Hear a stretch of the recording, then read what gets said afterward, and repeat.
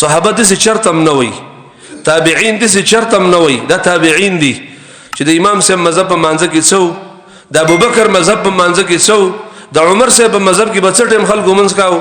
د علي صاحب په مذهب کې خلکو بڅټم کې منځ کاو زمونږ د کلی سابق صاحب بڅټم کې منځ کوي دا د صحابه نظر نو د صحابه نظر دا و چې د الله د رسول د مانځ طریقه سو دا موږ د بیان کړه حدثنا كيف كانت الصلاه مع رسول الله صلى الله عليه وسلم دا د صحابه نظر دا سوالونه یاد کې بدی طریقه باندې هر ځای کې د اشاره تپوس کوي و د الله د رسول عمل ما تعالی وخیا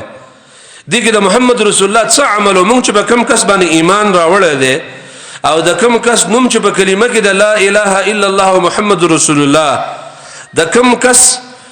تپوس په قبر کې سړی کی خودلې شو خلک خاور واړي واستانه لړ شي د کم کس باره کې تپوس کې دا غت طریقه را ترا وخیا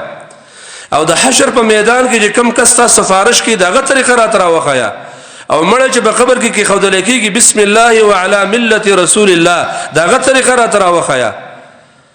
او چې کم کس د حوض کوثر وبو جام د چا په لاس کې دا غت طریقه را ترا وخیا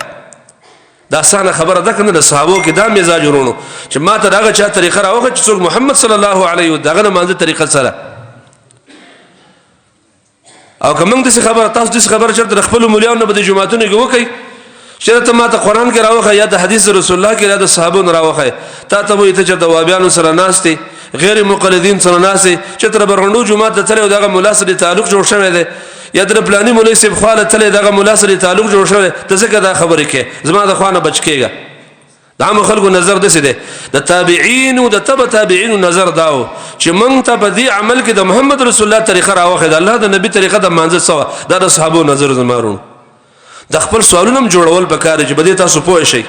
دا زه به ګارانټي سره در کوم ان شاء الله ته چې د کوم عالم نه دا تاسو کې چې ما ته قران او حدیث دا مسله راوخه د الله په توفیق ته د مولا زور ویني چې مولا شاده څومره زور کوي او چې دا خبره کې چې امام صاحب مذهب کې څلو زمونږ فقه حنفي سوی شافعي او مالکي سوی هغه وتا د ګول مول کې چې پلاني فقه کې دالي کې پلاني او دا علما د متشددین دی او دی کې گنجائش ته خیر دی چونکی چنانچه لکن لهذا دا د مریانو دلایل څلور وته چې د څه وجه د الله د رسول نه رات راوخه چې قران او حدیث کې دا مسله څنګه ده نو مولا به تا ته وجه نه ته خراب شوی ته چرته د څه خلکو خاله تل ته چا غلط پوي ګل دی مفتی ده خلکو ته چا غلط پوي کړي غلط پوي ول دي ته وجه سره د منبر نه حواله او قران او حدیث سره هغه ته خلک غلط پوي ول وي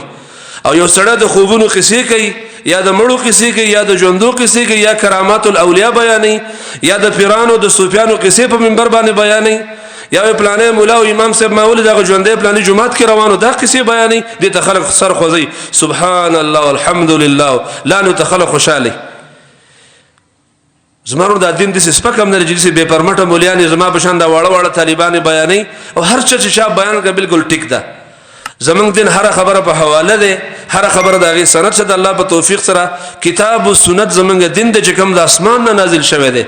څنګه چې دا پنځه منځونه قران او حدیث کې ذکر دي د پنځه منځونو اوقات چې کوم د قران او حدیث کې ذکر